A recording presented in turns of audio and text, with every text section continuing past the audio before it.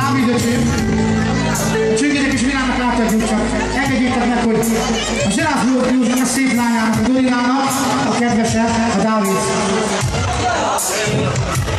Felkérnek a Dorinát, hogy jön ide. Légy szíves.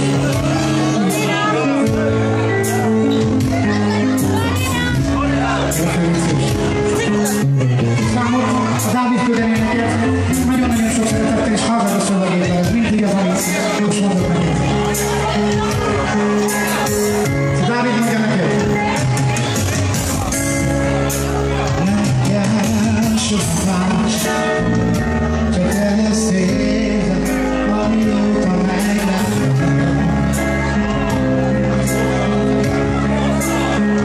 Te tudtam ezt, abban a percben meg is csókoltam. De Dávid mondja Dorinának. Nem adnál a kép, nem adnál senkiért, és senkinek se áll. Harcolnék el a kenyerért, bárki el egy életet át.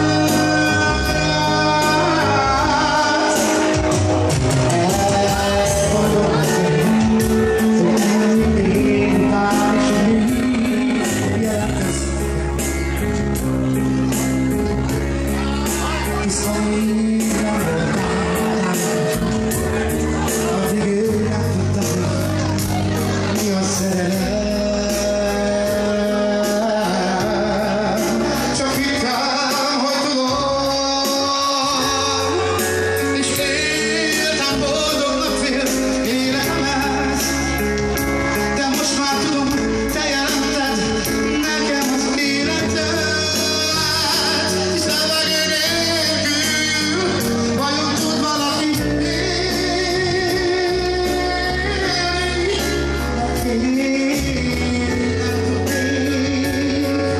Hisz nélküled csak félelem lennék. S köszönöm én sem tudod, hogy itt vagy te nekem, mert én nem tudnék nélküled élni már.